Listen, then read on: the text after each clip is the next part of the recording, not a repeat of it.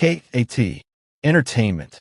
မိုးတိတ်ထန်စွာရွာသောညတညကိုအောင်သည်မြန်မာနယ်စပ်ကိုဖြတ်ကာထိုင်းမြေပေါ်သို့တရားမဝင်ခြေချလိုက်သည်သူ့နောက်ကျောတွင်အိတ်ကလေးတစ်လုံးရင်ထဲတွင်မိသားစုအတွက်ရွှေရောင်အိမ်မက်များဒီတစ်ခါတော့အောင်ပါပဲ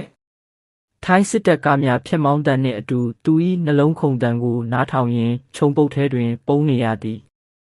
ဘန်ကောက်စင်ကြီးဖုံးရှိစောက်လုပ်ရေးနေရာတွင်ကိုအောင်သည်ဦးကျော်၏လက်အောက်၌အလုံးလုံးနေသည်ညနေခင်းတိုင်းသူ၏လက်ဖွားများတွင်အနာစိမ်းများဒူးကောင်းများတွင်အကြောင်းများ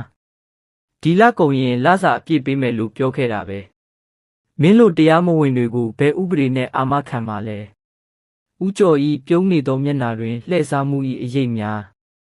တနင်္လာနေ့တိုင်းကိုအောင်သည်ဖះเจ้าအနီးရှိမိုဘိုင်းဖုန်းဆိုင်သို့တွား၍အိမ်သို့ဝင်ဆက်သွယ်သည့်တနေ့တွင်သူ့အားထိုင်းမျိုးသမီးတဦးကစကားဆပြောသည်မင်းရဲ့မျက်လုံးတွေမှာငါအဖေလိုမျိုးဆွဲရှိတယ်မေဆန်သည်လူမှုရေးအဖွဲ့တစ်ခုမှလှုပ်အားပေးဖြစ်နေသည်သူမကကိုအောင်အား UNHCR သို့လမ်းညွှန်၍တရားဝင်နေထိုင်ခွင့်လျှောက်ထားရန်အကူအညီပေးသည်လာပေါင်းများစွာစောင့်ဆိုင်ပြီးနောက်ကိုအောင်သည်ဒုက္ခသည်ကပ်ပြားကိုလက်ထဲတွင်စုပ်နေအောင်စုပ်ကင်ထားမိသည်သူ၏ပထမဆုံးတရားဝင်လစာကိုဘဏ်အကောင့်ထဲသို့ထည့်နေစဉ်မိုးကုတ်ဆက်ဝိုင်းကြီးကိုမော်ကြည့်မိသည်အမေတားလုံနိုင်တယ်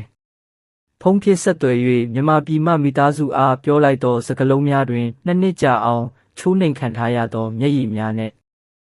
ယခုအခါကိုအောင်သည်ထိုင်းနိုင်ငံ၏တရားဝင်နေထိုင်ခွင့်ရသူဖြစ်နေပြီးသူ၏အိမ်မက်များကိုမေဆန်နှင့်အတူတိစောက်နေသည်ညနေဆောင်တိုင်းသူတို့သည်မြန်မာဒုက္ခသည်ကလေးများအားထိုင်းစာသင်ပေးသည့်အလှူတင်တန်းကျောင်းလေးသို့သွားကြသည်ငါတို့ရဲ့ဒုက္ခတွေကသူတို့အတွက်သင်ခန်းစာဖြစ်ရမယ်မနှက်ဖြန်အတွက်ရွှေရောင်မျှော်လင့်ချက်များဖြင့်ဘဝကိုဆက်လျှောက်သည်အဆုံးထိကြည့်ရှုနားဆင်ပေးတဲ့အတွက်အထူးကိုကျေးဇူးတင်ပါတယ် Like and share လေးလုပ်ပေးခဲ့ပါဦး